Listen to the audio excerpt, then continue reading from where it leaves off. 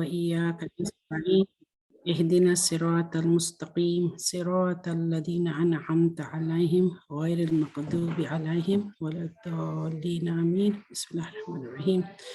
رب اشرح لي صدري ويسر لي أمري واحلل عقدة من لساني يفقهوا قولي وقل رب زدني علما آمين. بسم الله الرحمن الرحيم.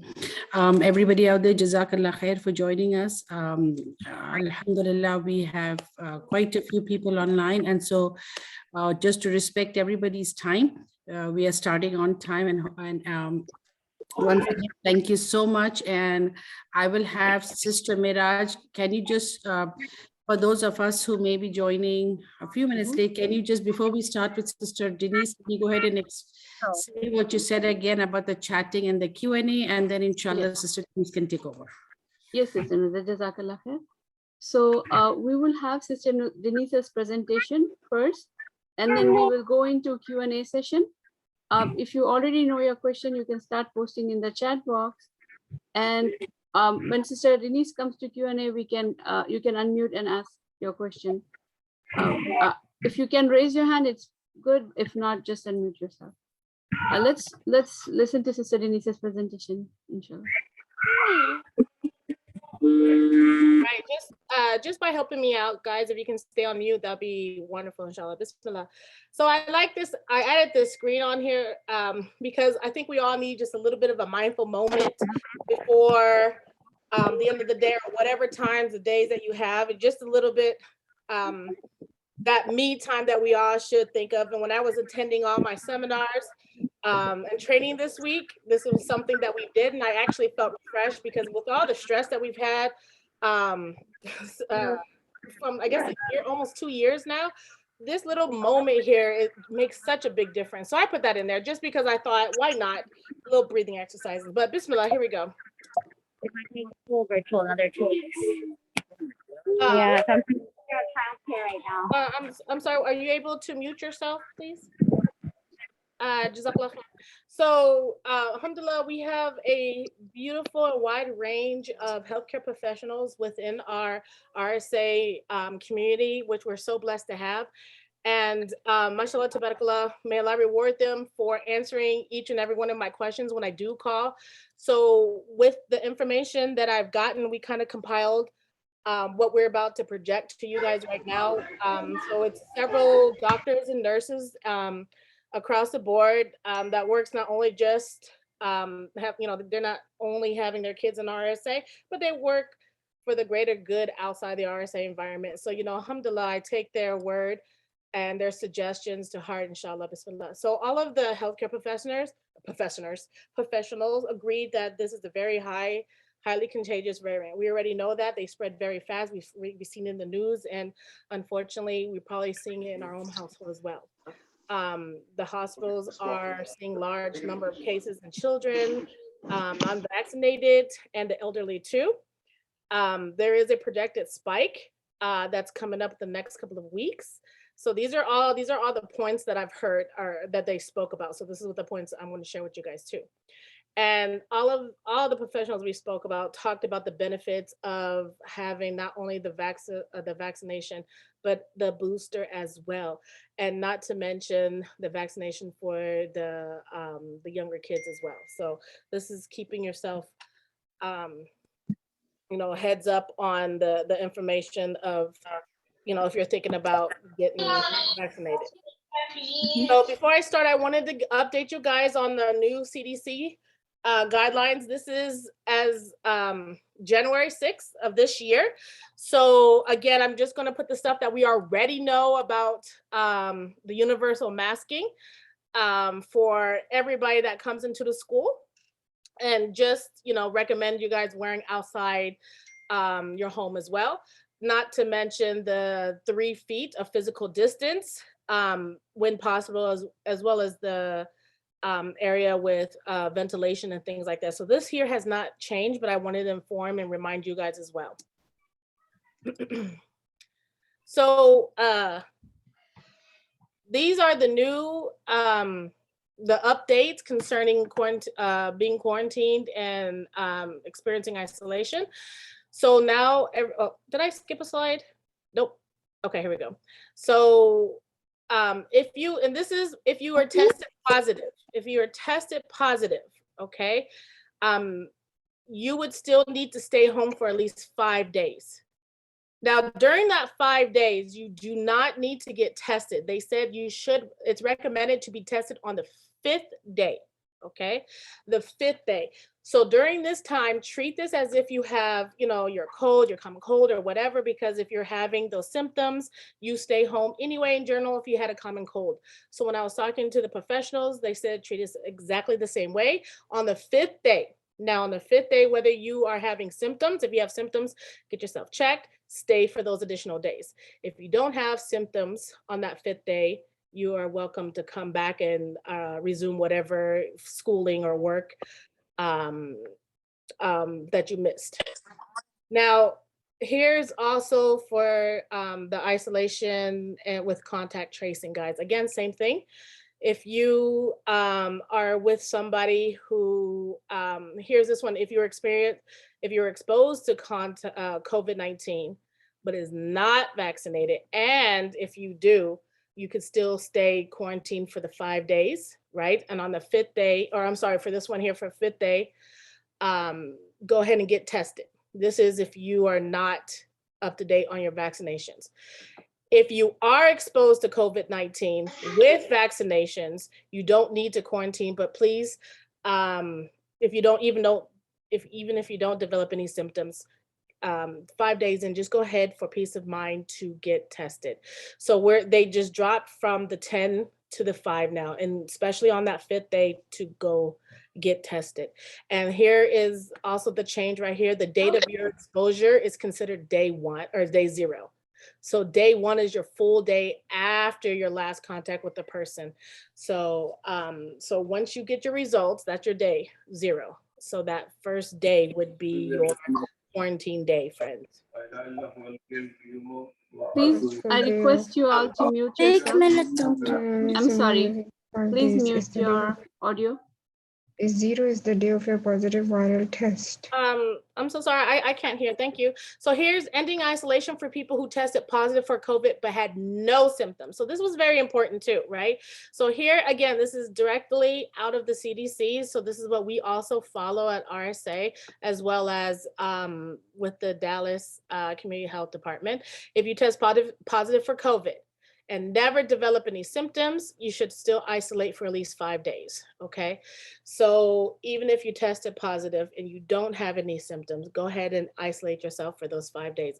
And day 0, again, would be the initial positive viral test. Day 1 is your first full day after the test is received. So this is very, very important on this aspect here. So here, you know, we include our, you know, the information that we look at here is from the Dallas Community Health Department that we are at high risk. Again, it's very contagious, you know, it spreads very easily. So here, based on this here, we wanted to put all the information that we use in order for you guys to understand. We also have our case tracking.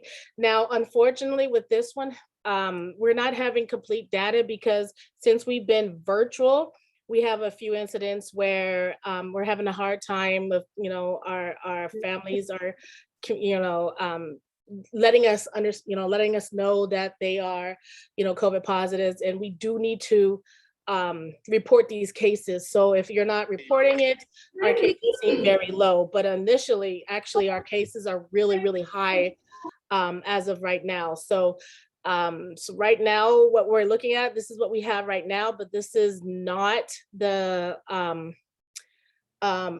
I mean, it is updated, but it's not current because we realized there's a lot of, I'm so sorry, I couldn't hear. There are a lot of cases that, you know, some families are too shy to report. We also have members who are quarantined because of contact tracing, so that doesn't get reported as well. So I put this down here to see that, just let you guys know that we are keeping track because we do have to report any COVID cases. But since we've been we've been virtual this week and a half, we're having not that many cases being reported, even though when you guys are on this virtual schooling, please still report the cases because it still falls under the RSA umbrella. So even though, like I said, here you're like, oh, wow, our numbers are very low. In fact, it's actually really, really high. Inside our meetings, we're talking about our mask, and alhamdulillah, we've been pretty good, but I want us to make sure that we can get to the surgical mask, and alhamdulillah, we do have those boxes of masks for those kids who, if something breaks or whatever, it's always there. But parents, just to have a good idea, if you do the single layer cloth, and maybe you can probably put one of those small little filters in it, but these are better moving forward. Make sure they have a good fit. So families with little kids, if their masks are so big that it's hanging off their chin, we might want to consider looking into little kid-sized mask. Okay, so I want you to stay away from these type of masks, which alhamdulillah we have not seen come through the school. But just to put this in here, because it is talked about changing up the mask, so we can do our part to limit any kind of COVID-19 exposures. So our key takeaways as far as the CDC is concerned is our vaccination is a leading public health prevention strategy. This is stressed out with our local health department professionals, our nurses, mashallah, jazakallah khair, they've stressed out being vaccinated, guys. It might not, it's not stopping you from getting COVID, but it will help prevent you from having that hospital stay. So inshallah, if you haven't got vaccinated, we highly recommend it that you do so, especially with your children as well, because we're already seeing a huge increase of children in the hospitals. The highlighted portion right here, students, teachers, and staff, whether you go to school or go to work, please stay home. If you have any kind of illness, treat it as if you had a common cold. Guys, when you're not feeling well, you call in from sick, you call in your job, and your kids don't go to school. So same thing, take that time to regroup and stay home and just take care of you and your family. Okay, so this is very, very important, because even if you felt like I can contain this here with Tylenol, but you have to understand, before you can go to return to work and or return to school, you have to be Tylenol free. So your fever, your sickness should not be contained just with your medications in order to come back to school. You have to be okay without that help for medication. So please take that time, those 5 days, just to do you and be good. Okay, take care of yourself. So moving on, so RSA's plan with you in mind. So we spoke, we heard, we sent out our information to you guys. So this is what we are concluding. So number one, because of our high number of COVID cases in our staff, students, and our families, we're suffering from substitute shortages anyway. We will not be able to operate the way we want to in person. So we kind of concluded that we will go ahead and keep our virtual learning until January 30th. And we'll start off that week of February, which is starting the January 31, that Monday, and then go on from there.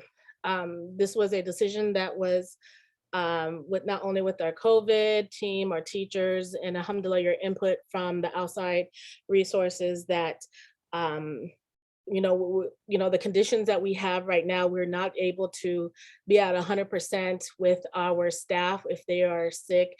We don't have anybody coming in to taking care of the students if our teachers are out.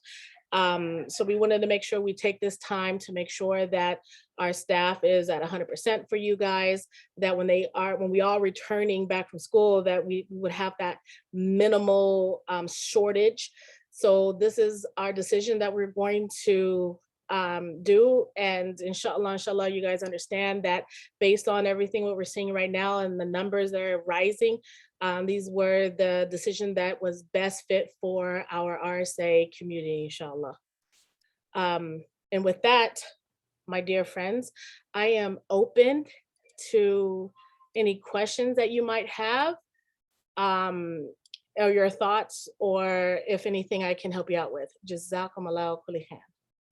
Sister Denise, I see a question in the chat.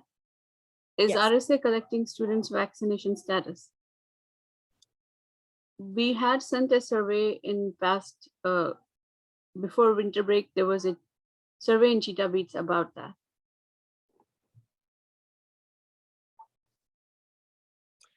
Yes, it's you know, the survey is indicating whether, you know, your child is vaccinated or not. So we don't have a complete total number because not everybody's taken the survey. So I can't answer that as far as, you know, the amount of kids we have in our school, because our response was very minimal. So so we can't answer that the way you want to hear. Sister Murad, I see Sister Tahir iPhone, her hand is up. Oh, Okay, yes, ma'am. Sister Tahira, and also there is a question in chat. Sister Tahira, you can unmute yourself. Assalamualaikum, sisters. It's actually Raza. Yes, Brother Raza. How are Sister you? Sarah's lesser half.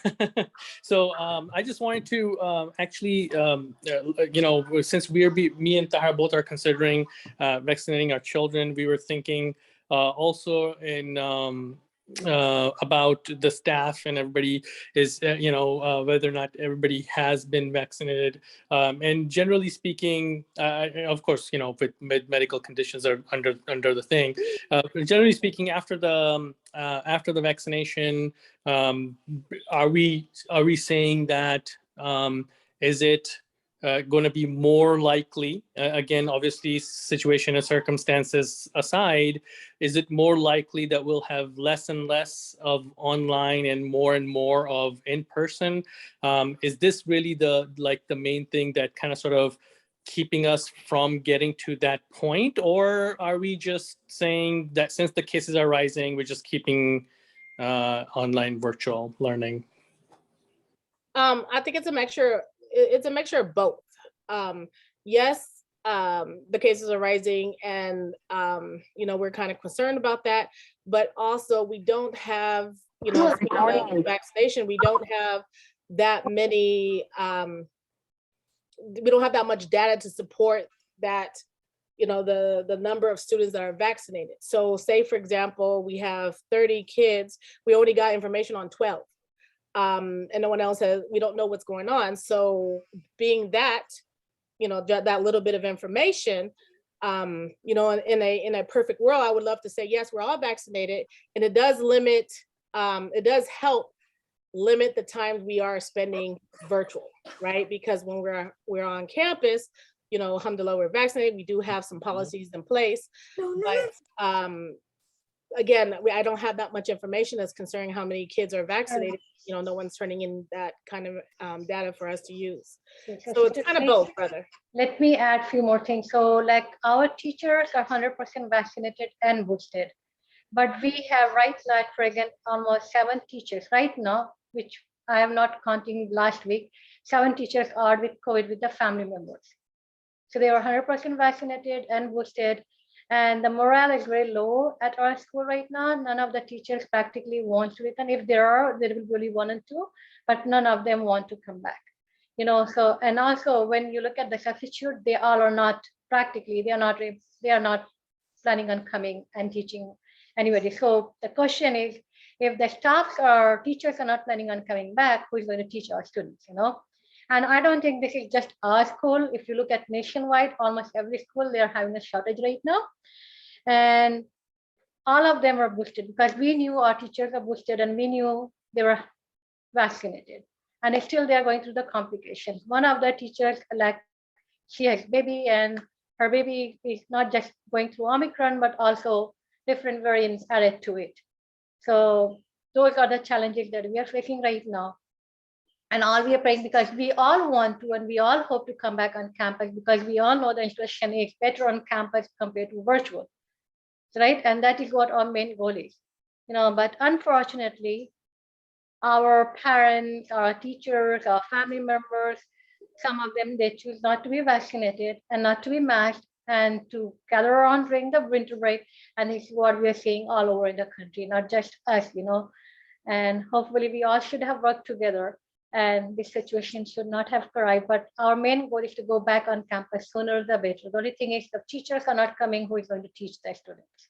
That is our practically dilemma right now, and that is where our constraints are. We are not planning on coming back until unless, because all the doctors and every CDC and everybody is predicting it's going to be peak next week and then it's going to fall down.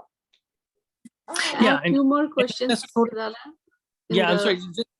Just totally real quick follow up on Okay, that. sure. I totally understand. Yes, yeah. The situation, yeah, and you know, the situation is dynamic. I totally understand that. By no means I'm saying that we have to and we must or something like that. Absolutely, you know, you guys are doing a great job. You know, obviously, you know, in school learning is better, always going to be better. Just the environment is so great at RSA. We just love it. But yeah, inshallah, things will normalize. And thank you for giving me the answer. Thank you, Brother Azam. Mr. Gazala, do you want to take the next question? Use in the inbox, chat box. There's one parent saying if they don't want to participate in virtual learning. Okay, so right now, you know, like we should be thankful of at least we have some type of learning. If you look at the news going around right now, they're practically shutting down the school because they went back to campus and there are too many sick teachers. They're not even able to teach virtual right now. So I think we should be thankful to Allah subhanahu wa ta'ala. At least we all are safe and at least we are teaching instead of doing nothing. Because just imagine if the teachers come back, which they're not planning on coming back, if they come back and all of them are sick again, because one of my teacher who practically has Delta, now she has Omicron, twice in a few months, she is like right now not even able to attend the meeting. She's like, I'm so weak that I just need to sleep right now. So just imagine if we do not have teachers or a person to teach. I read the news in New York, or I don't know which state, that they're asking parents, can you please come and teach the students? And I don't want that situation to be here, you know. Inshallah, we all want to come back safe and deliver our best. That is what we promise, right? Inshallah. Mr. Gazala, I see a few hands are raised. I see the name Khalid. Please unmute yourself.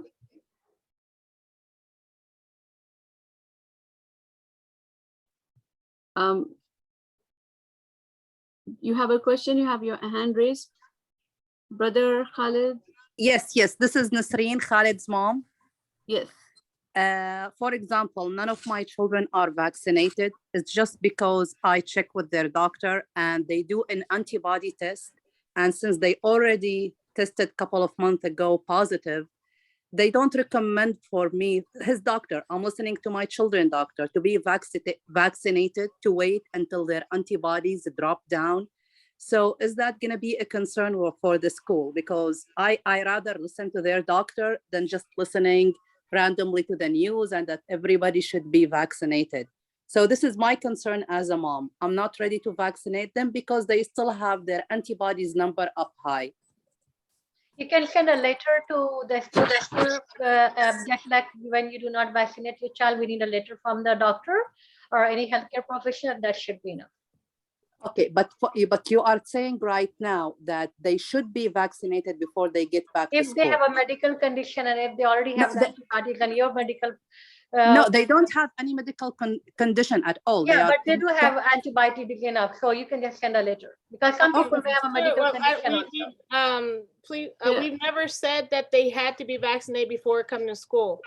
What we we recommend said, it. We don't suggested require it to be tested, but we've been recommending kids getting vaccinated. So that's all we've been doing, because we can't tell you whether you're going to get your kids vaccinated. Yeah, because that will be against law. We cannot mandate mass and mandate vaccination. I hope we can I completely understand. It's just we're waiting until the doctor give us the okay. I want to vaccinate them, but we're just waiting for an okay from their doctor. Inshallah. Inshallah. I see Brother Imad waiting. Brother Imad. Hello, assalamu alaikum, everyone. Can you guys hear me? Yeah, we can hear you. I'm glad Dr. Habib is on as well, so he can second this one. So first of all, thank you so much for all your efforts and all that wonderful presentation. It's all up to date, and I love that the data is there. So we really feel supported. Obviously, our hearts are with all the teachers and their extended families. our main thing was I wanted to second Sister Fatma's kind of concern. And for us, you know, these past years been tough, and then kind of going back to school, it was a ray of hope. And now the main thing is, you know, we want to do what is safe for everyone, is how to make, especially with our younger kids, the Zoom experience may be a little bit better.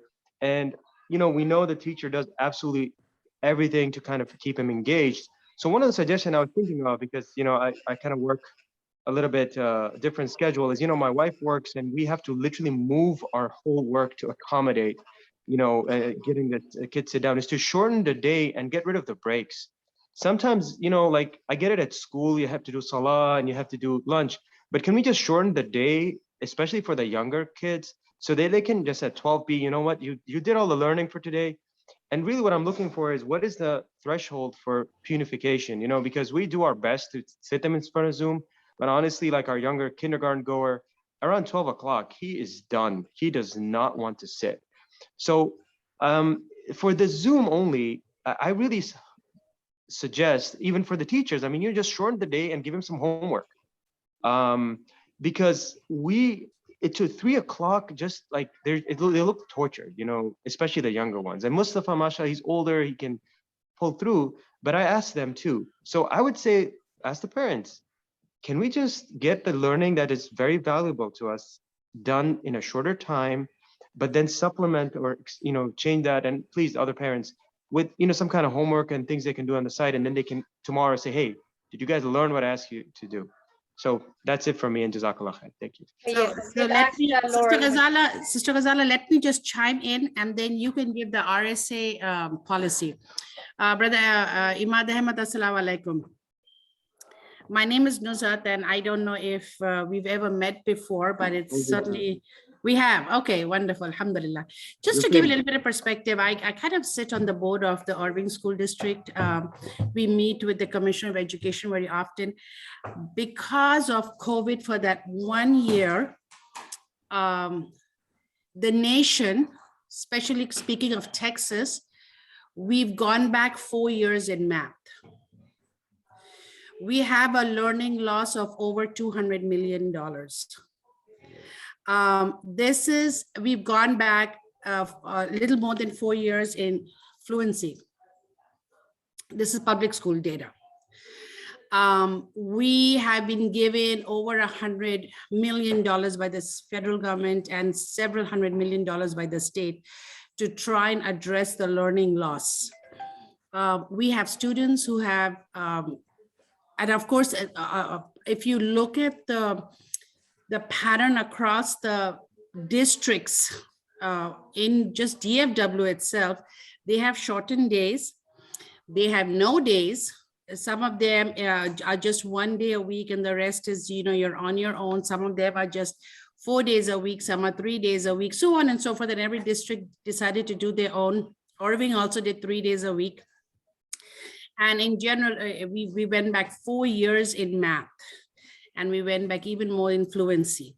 So that's what shortened days or shortened week has culminated into the education data for the country. And this is, I'm sure it's global too.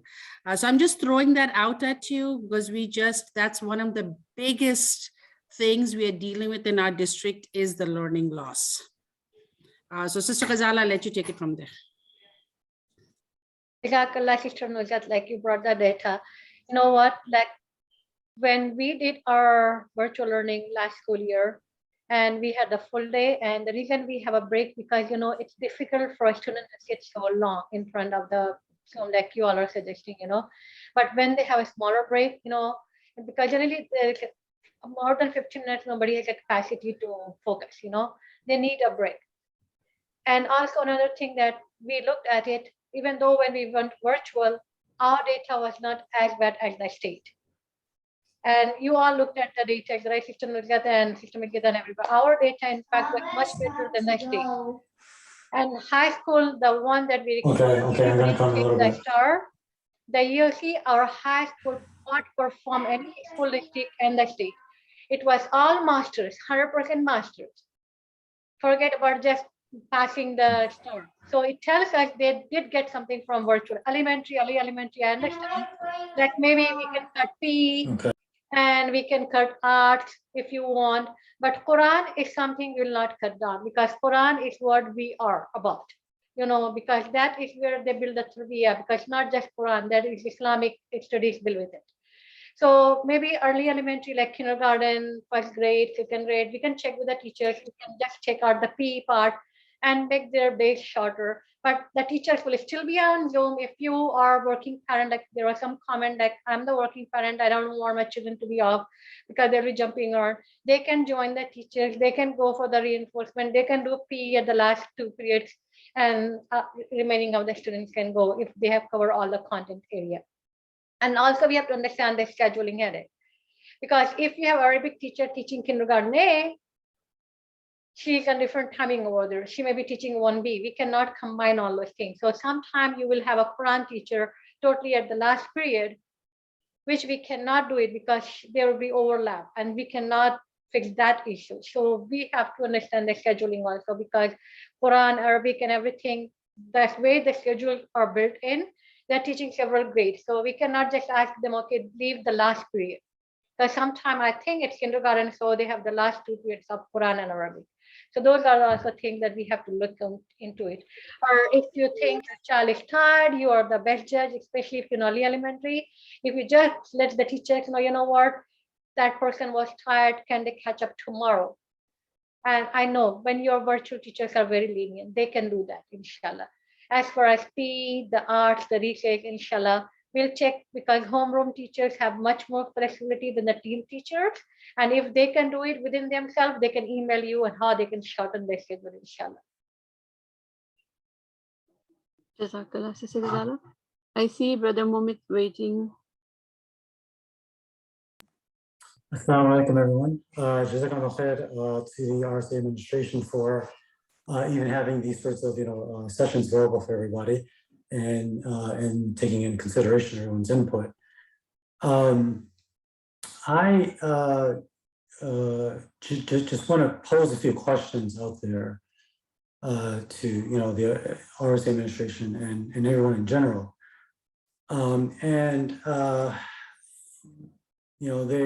They seem like simple questions, but I'm trying to figure out if we all agree on the answers to these questions.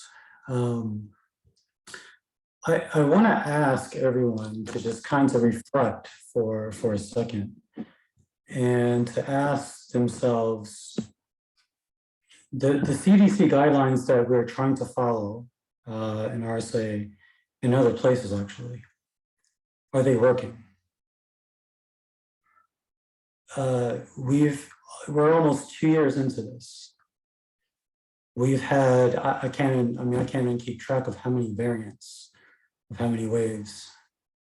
What are we accomplishing with these sorts of strict guidelines of quarantine and just to give you guys an example, just today, the state of California is essentially telling physicians and other healthcare workers in the hospital that even if you have COVID and you're not feeling that bad, come back to work. Come back to work. Just came out today. The organization that I work for, what is today, Wednesday? On Monday, 2 days ago. I'm sorry, Brother Isaac, what did you say? They said even if you have COVID, come into work. Yes, absolutely.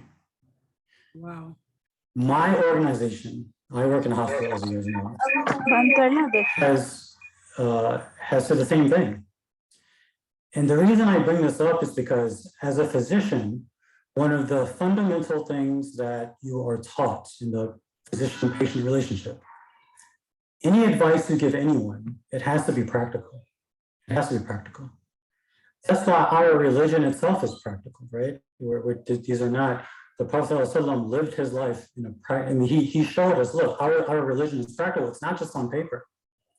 So if you have policies on paper, without practicality, it's almost no use.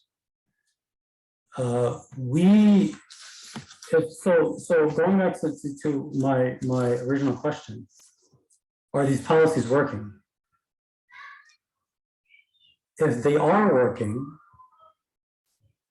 which, I mean, I don't know who will, whose position it would be that the policies are working despite record COVID numbers, new variants, repeated waves. You know, and if they're not working, then why are we considering these policies? So that's my question, and just something for all of us to reflect upon, and just something I wanted to know. And then just the second question is a hybrid model possible for those who want to go to school, send their kids to school, and then for those who want to keep their kids at home and do Zoom, is that an option going forward? Jazakallah.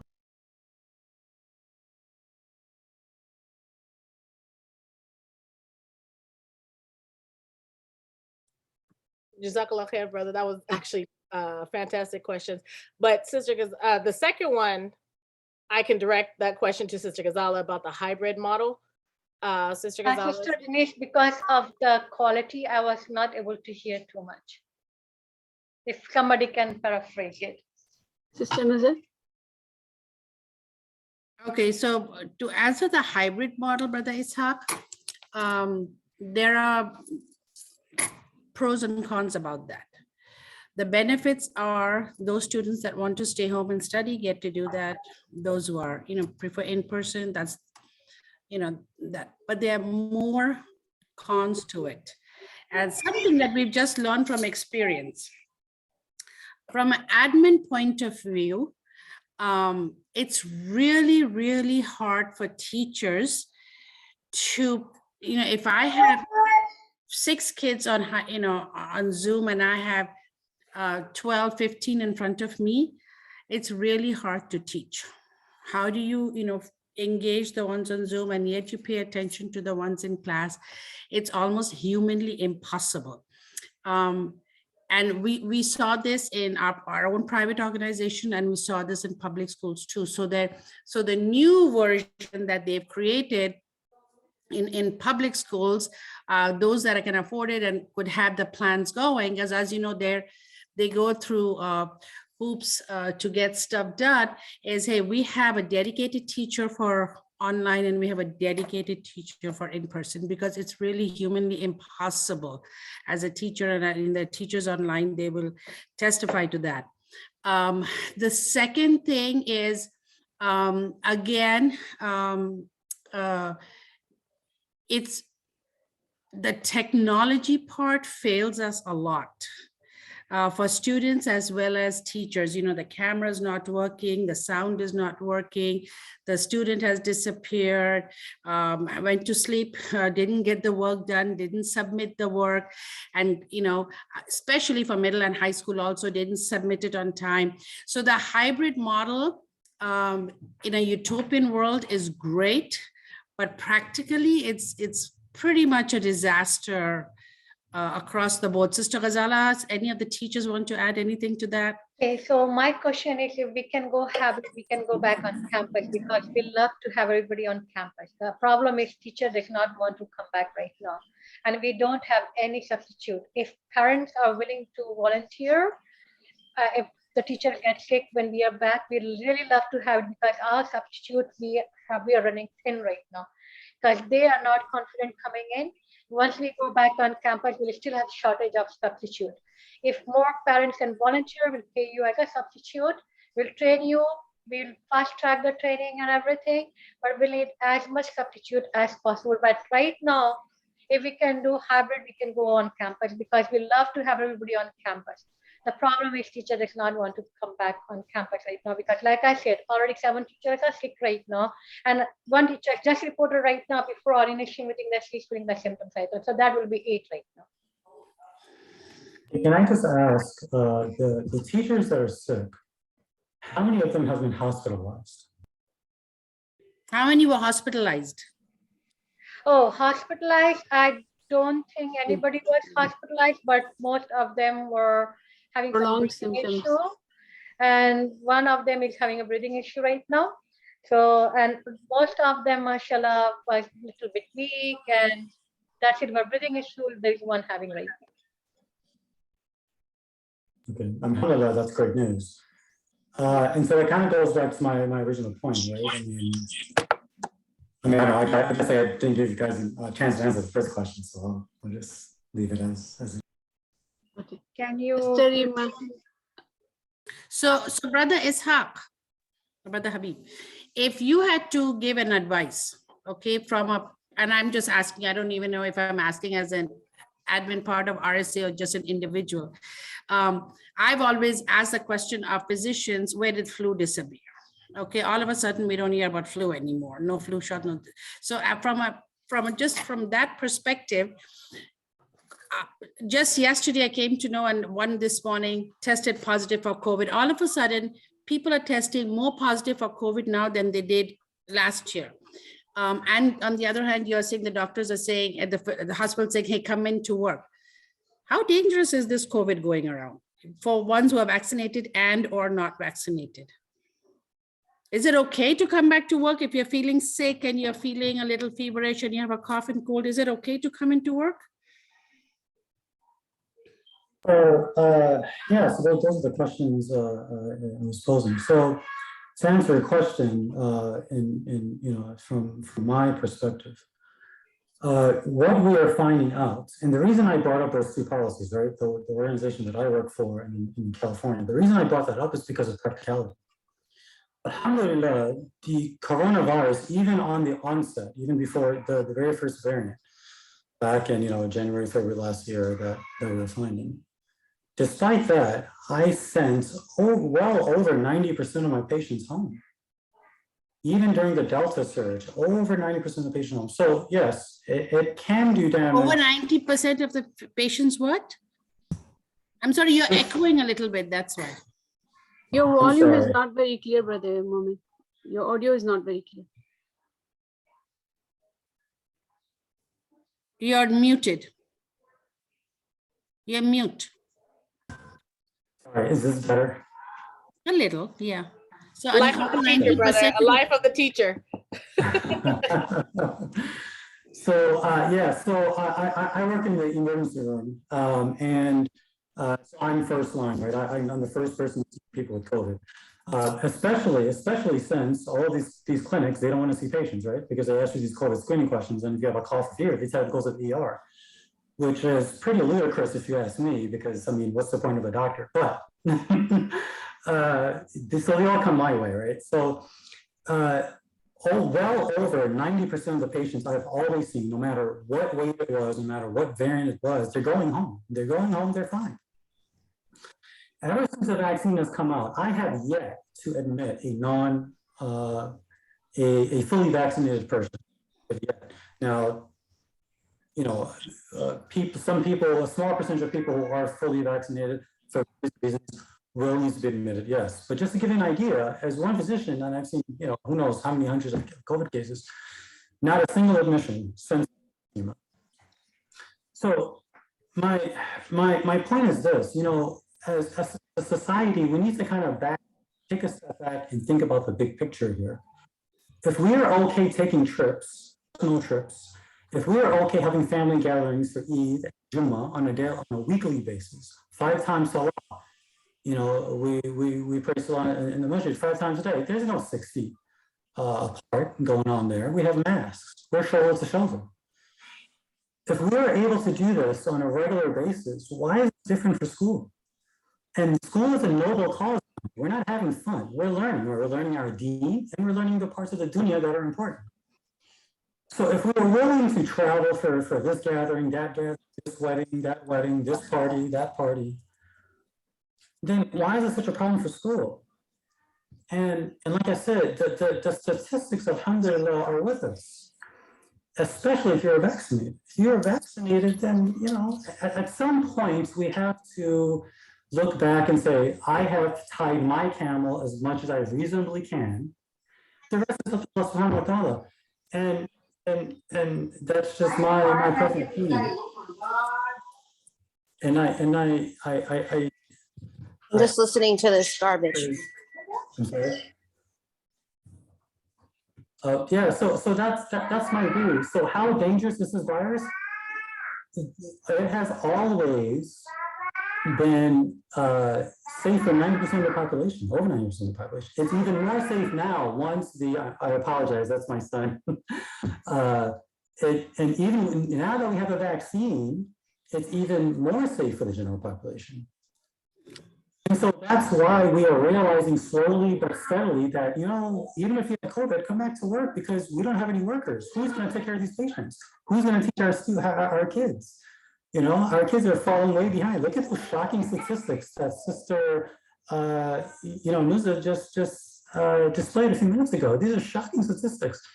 I don't think the loss of productivity justifies these stricter policies that will further worsen, our academic outcomes. So I don't think it's dangerous enough to where we should be shutting down schools, especially in the light of when we have no problem having regular gatherings for other things. Okay, Jazakallah khair, brother.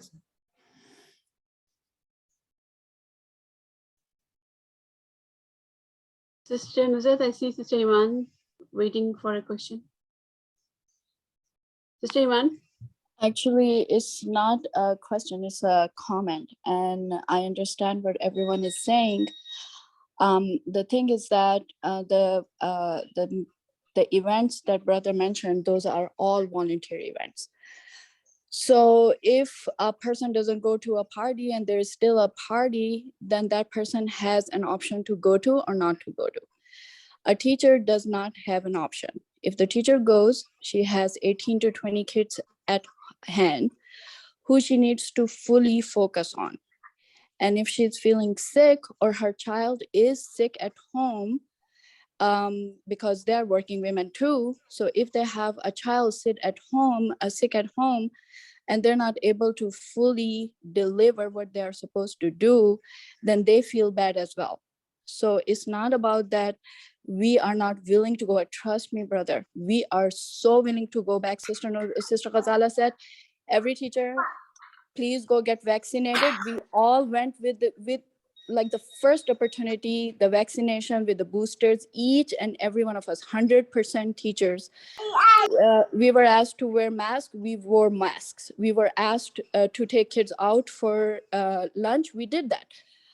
The only thing is that right now you have to understand, if you and your wife and your kids, all of them are sick and they're home, how much are you willing to send your wife to work when your young kids are home and they're sick to the extent that you have to watch their breathing? You have to make sure that they are nebulized. You have to make sure, and you know how kids are. If my child is down, she's not going to get up. She's not going to take medicine by herself. I have to take care of her. So all the events that you mentioned, even skipping the Jum'ah, yes, you can skip the Jum'ah. It's allowed for you. Skipping the Eid parties, yes, it's allowed for you. And the second thing about the online for the teachers, let me take you to a teacher's life. We start way before the kids come to our virtual classes because we have to set up the classes. After when we are doing the virtual classes, actually it takes more energy to do the virtual classes, because now not only we're teaching on different level to different kids, we have to make sure every kid is engaged. And if every kid is not engaged, we have to at least make sure that they're turning in some kind of an assignment. If not, then we have to make sure to let the parents know. So after 4 periods, I have 4 periods starting from 7:30 all the way to 11:30. I need break for myself, not for your child, because for the next class that is coming up for me is 1.5 hour long class. It's a high school class. So if I don't take break over there during that time, I cannot teach for 1.5 hours. And this 1.5 hour class is high schoolers class where they don't talk, they don't engage. You have to constantly make sure that the work that you have given them, they are turning in or doing that work. So you have to constantly call upon them, tell them to share their screen, put them in breakout rooms, make sure that they're working, all of those things. So the breaks are sometimes not for your child. The breaks also, we are humans. We need those breaks. We need to go down and eat something. When we are doing virtual teaching, we are not even moving between the periods. Usually when we are teaching, we go from student to student, we get to move, we have the blood rushing, we have everything. We're moving from classes to classes. When we are virtually sitting, we're just sitting. So when you think about it, that if the teachers want to come back or not, when Sister Ghazala is saying that 8 teachers are out, so you have to understand that those 8 teachers are not out because they by themselves are out. Their families are sick, their kids are sick, their husbands are sick. And going through from doctor to doctor, it takes us almost all day just on the phone. I needed to make an appointment for my daughter. It took me 3 hours just to find a place where she can get tested. And if Dr. Bilal wouldn't have answered my text to tell me, yes, I can bring her at that time to his urgent care, I actually didn't have anywhere to go. Even though I was sitting from the morning making appointments for my child. So at the end of the day, we're human beings too. And I just want you guys to consider, when you guys think about it, that how important for your kid to come back to school. Yes, my kid is also a student and I could see the gap and I wanted my kid back and I still want my kid to go back to school. But I also consider this to teachers who cannot come to school right now. Actually, the latest update is there are eight school districts right now that have either shut down classes or gone virtual. 8 of them right now as of the public school districts. And Sister Nurgat, every single minute I'm receiving a breaking news because we are also on school district websites and all those places, right? From Texas, Private School Association, everywhere. Rather have something going on than nothing going on. We are not just the oil industry. Look what happened to the airlines. Right now, nobody knows how to fight this virus, right? What did all the airlines shut down all of a sudden at the last minute when there was a traveling season? It's not like, okay, we cannot predict how to run because there was a question, what will be the model? What will be how will I know? Even our president of the country does not know right now. And I think at the end of the day, all of us need to understand that we are not declaring the school year to be virtual. We're just taking it week by week. And I'd rather teach my students than close our school completely, because that is what they're doing right now. They're completely shutting down the school. They're not even offering virtual right now. I'd rather have my student get something than nothing. When we come back on campus, I'm telling you, within a week, we have to completely shut down the school because our teachers won't even be able to function virtually because we have few teachers right now who's not even able to teach virtually. And at that time, our rate will even go higher and then we will have to completely shut down virtual learning also. I'd rather have my student learn right now than do nothing. Yeah, and like I said, we are literally assessing the situation. We have doctors on the panel, our own parents, these physicians are our own parents, and we have campus improvement representatives on there. We are assessing, and like Sister Iman said, it's easier to teach in person than online. It really is a nightmare online, not just for our teachers, but nationwide. So and in Chicago, I don't know how many of you followed it, but Chicago teachers actually went on strike because of this. So, and that was the entire city of Chicago. So it's just assessing it. We're just asking for your patience, for your support, for the well-being, and it's not just academic, it's also social, emotional. We have to understand that, it's a social, emotional, academic situation. And our teachers are going through mental stress right now because in our private group, we are practically asking them, do you need grocery? Do you want to get grocery for you? Because that is how broken they are right now. Sister Nusrat, I have Sister Farhana waiting. Sister Farhana, can you unmute yourself? Assalamu alaikum. This is actually Brother Irfan. Actually, I'm using Thank you, my Brother. wife's account to log in.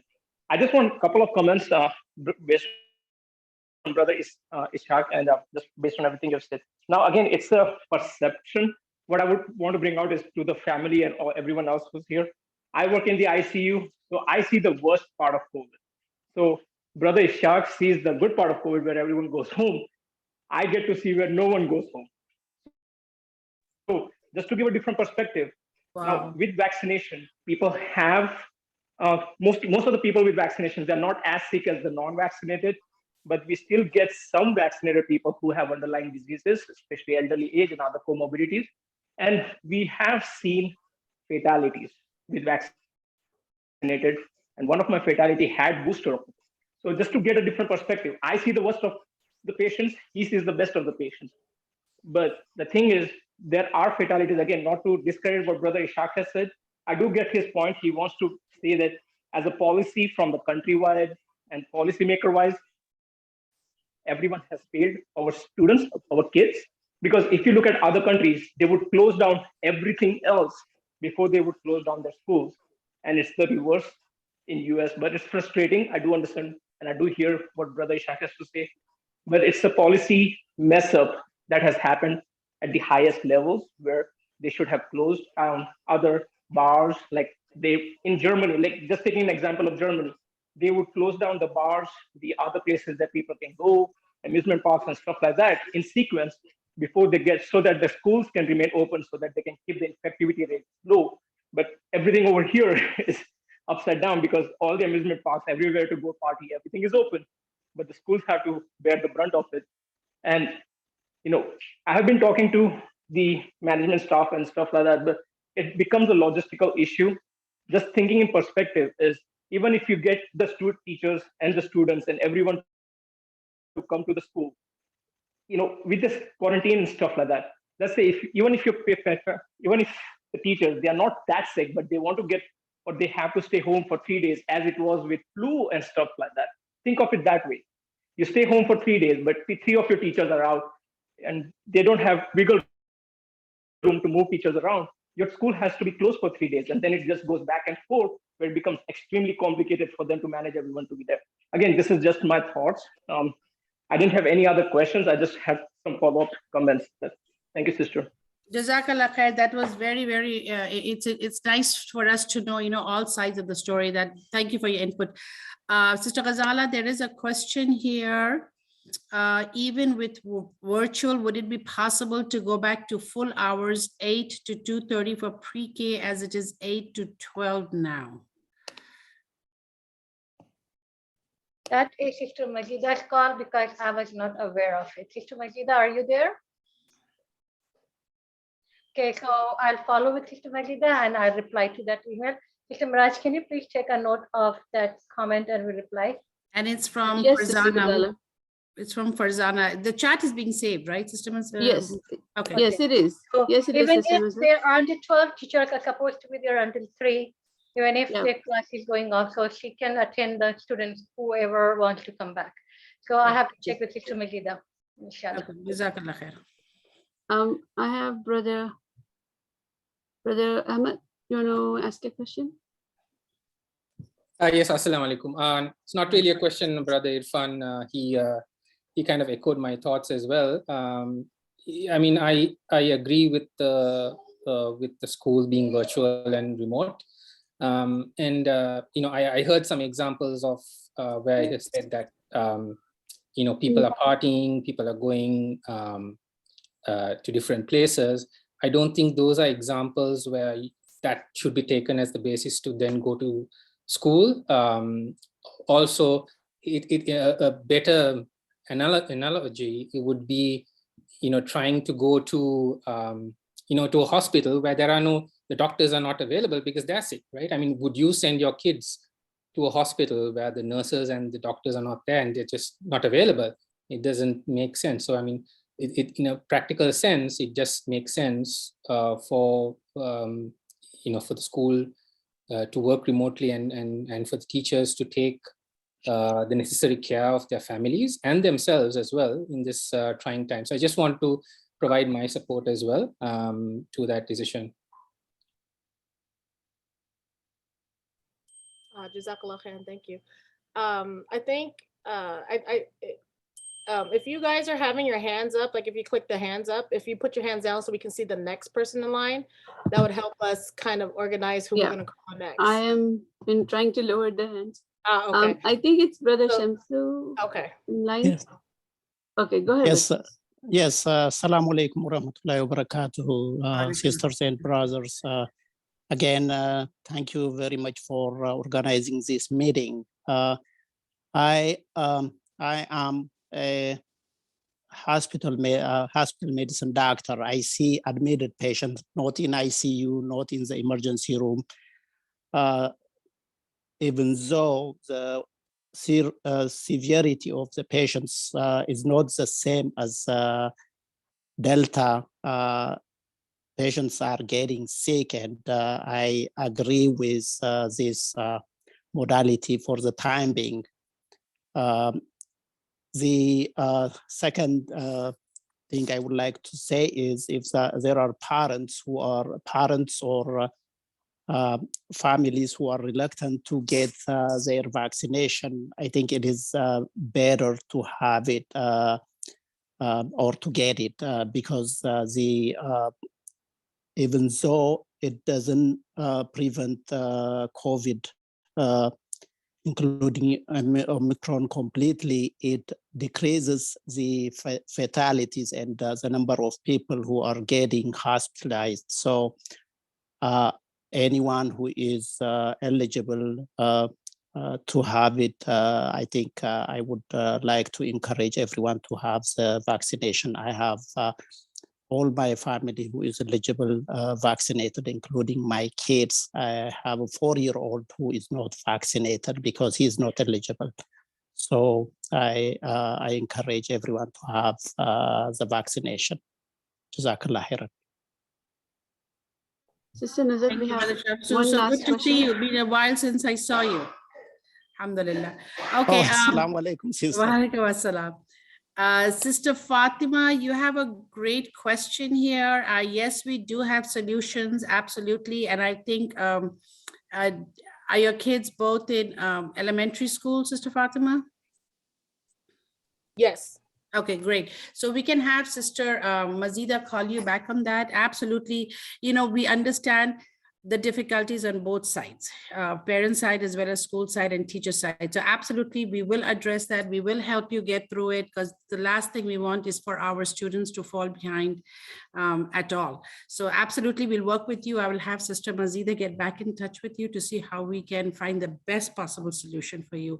I think we will take one more question, Sister Miraj, and then call it a day. And then if anybody has any questions, any concerns, please know that this is not the final time we're having conversation. You can call, you can write, email Sister Ghazala, Sister Mazida, everybody's available, myself, we will do whatever we can to address your concern, to help you through this.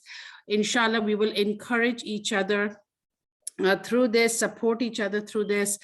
Difficult times, but like I always tell my kids, and we've been talking about it this week, when the going gets tough, the tough get going. And by God, we are tough.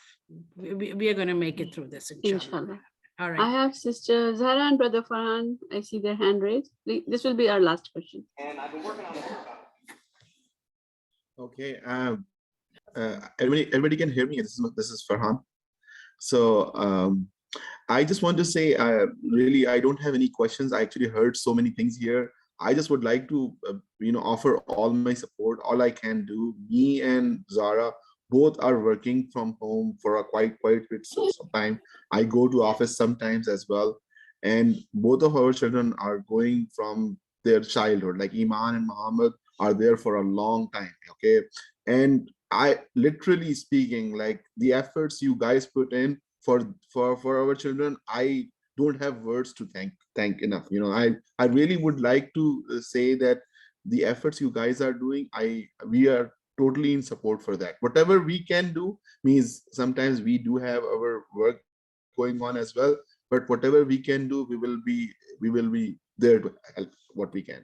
Okay, and we understand this situation is pretty tough for a lot of people, for especially the people who are working either from home or going to the office.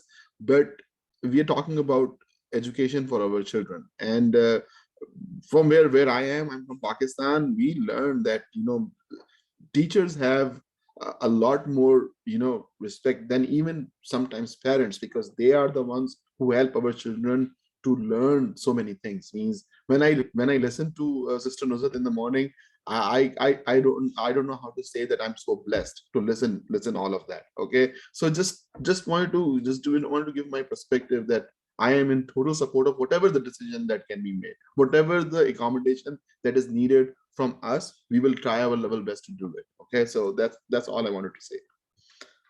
Allah Izikar Khair, Brother Farhan. May Allah subhanahu wa ta'ala bless you and your family, keep us all protected. So inshallah, it is it's about 7 o'clock. We've been at this for an hour. I know everybody has to pray Isha also and go. So inshallah, Jazakallah Khair. We had a great turnout. I'm really, I want to thank you from the bottom of my heart for joining us.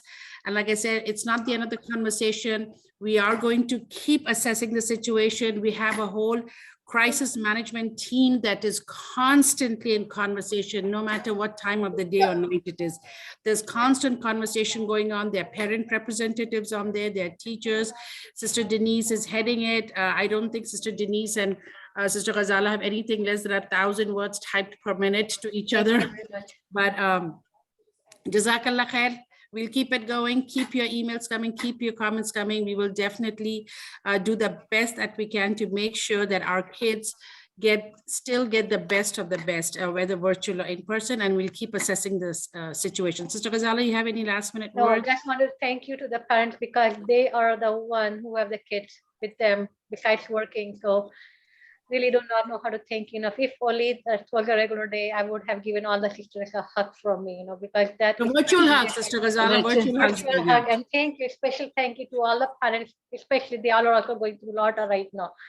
So thank you to every single of my students, the parents, the teacher, everyone. And may Allah subhanahu wa ta'ala keep us all safe and we all get to see each other in good health and iman. Ameen.